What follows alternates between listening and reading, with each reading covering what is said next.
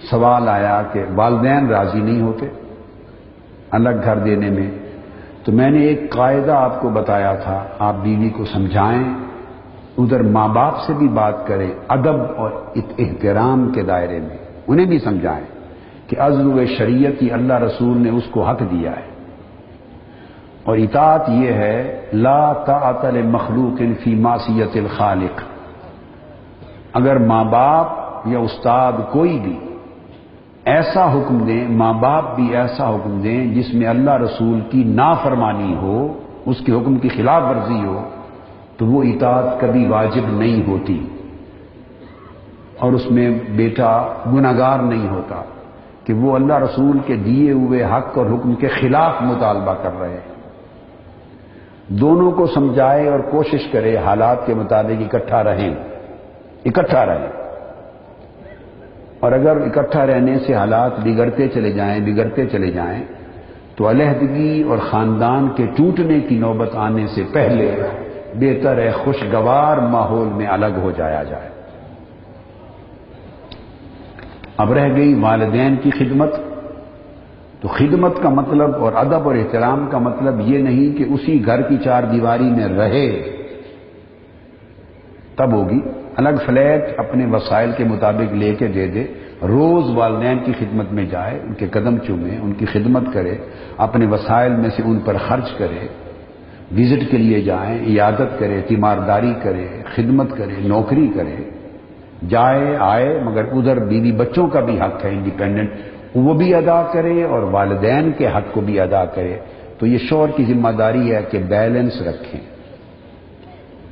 اور اگر کوئی ناجائز ناراض ہو جائے تو ناجائز ناراضگی سے نہ گھبرائے، چونکہ ناراضگی وہ ہے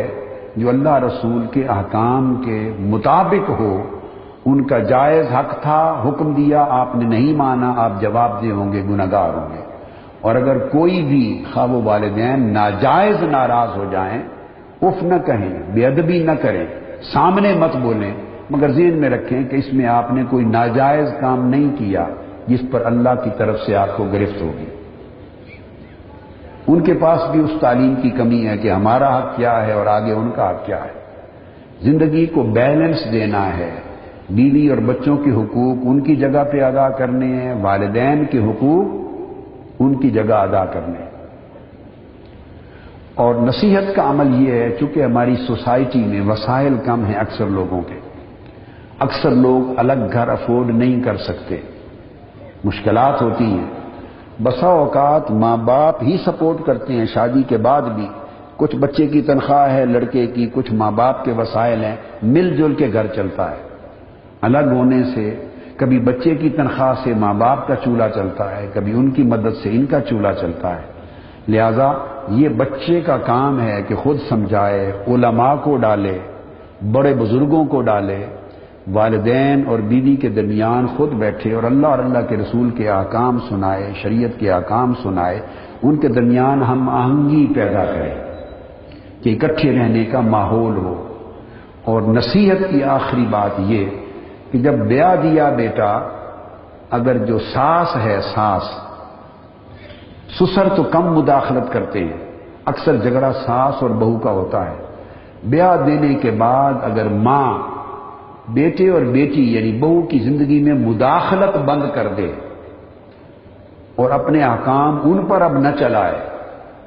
اپنی زندگی جیسے آزاد گزاری اب انہیں بھی آزاد زندگی شریعت کے مطابق گزارنے دے، مداخلت نہ کرے، تو اکٹھا خاندان بس جائے گا اور علیحدہ ہونے کی نوبت بھی نہیں آئے گی۔ نوبت اس لیے آتی ہے کہ وہ پھر تھوڑے وقت کے بعد چھوٹی چھوٹی بات کو کاؤنٹ کیا جاتا ہے، دیر سے اٹھتی ہے، منہ چڑھا رہتا ہے، آٹا گوندتی ہوئی ہلتی ہے، جب آٹا گوندتی ہے تو ہلتی ہے،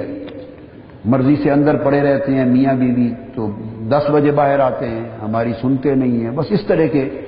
بے جواز ایشوز پیدا ہو جاتے ہیں۔ تو ساس بہو کو اپنی بیٹی کی جگہ دے کہ اس قسم کی کمزوریاں بیٹیوں میں بھی ہوں گی، کھانا اچھا پکانا نہیں آتا، تمیز نہیں، ماں نے اس کو سکھایا ہی، تمیز ہی نہیں سکھائی سالن پکانے کی، کھانا پکانے کی، تو جو کمزوریاں اس میں ہیں وہ ہماری بیٹیوں میں بھی ہوں گی۔ کتنے جن کی اپنی بیٹیاں بہت اچھا کھانا اور سالن بنا لیتی ہیں، تو کسی کے سالن میں، بہو کے سالن میں نقص نہ نکالے، اس کے پکے ہوئے میں نقص نہ کرے، اگر اس کی زندگی میں مداخلت نہ کرے، ساس بیٹے کی ماں مداخلت نہ کرے،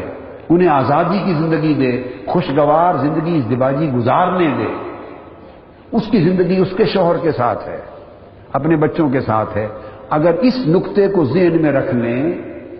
تو پھر بہو کے دل میں بھی بڑی گنجائش پیدا ہو جاتی ہے۔ اس کا حق اس لیے ہے کہ وہ ماں باپ کو چھوڑ کر کسی کے گھر میں آئی ہے۔ آپ کا بیٹا تو آپ کے پاس ہی بیٹھا ہے، اور بہو کی تعریف یہ ہے جو اپنے ماں باپ کو، جس کے پیٹ سے پیدا ہوگی، اس کو چھوڑ کر کسی کے گھر آئی، تو وہ ساس اور سسر کو وہ سلوک اسے دینا چاہیے جو سگے ماں باپ کا حق ہے اپنی اولاد کو دینا۔ اگر وہ محبت ماں باپ اور ساس سسر دینے لگ جائیں تو بہو بھی رسپانس دے گی، اور بہو بھی یہ سمجھے کہ جس طرح میرے وہ ماں باپ تھے، شوہر کے ماں باپ اسی طرح میرے ماں باپ ہیں، اور یہ اس کے فرائض میں سے ہے، ان کی خدمت کرے گی تو وہی اجر ملے گا جو اپنی ماں اور باپ کی خدمت کا اجر تھا، جنت ملے گی۔ اس کے قدم بھی دبانے پڑے، خدمت کرنی پڑے، تو جیسے ماں کی خدمت کرتی تھی، اللہ نے شوہر کے والدین کی شکل میں اس کو دوسرے ماں باپ دے دیے۔ تو آنے والی بیٹی جو بہو ہے وہ یہ رکھے کہ میرے ماں باپ ہیں۔ تو ماں بھی تو کبھی برا بھلا کہہ لیتی تھی، ڈانٹ ڈپٹ کر لیتی تھی اپنی ماں، تو بہو جب صرف بیٹی تھی شادی سے پہلے، تو اگر اپنی ماں کی اور باپ کی ڈانٹ ڈپٹ برداشت کر لیتی تھی، تو اب شوہر کے ماں باپ کو اگر ماں باپ سمجھ لے تو ان کی ڈانٹ ڈپٹ کچھ وہ برداشت کر لے، اس کو اجر ملے گا۔ تو ساس سسر اسے بیٹی بنا لیں، یہ اس کو ماں باپ بنا لیں۔ ان خطوط پر بات کو سمجھانے سلجھانے کی کوشش کریں تو جوائنٹ فیملی چل جاتی ہے،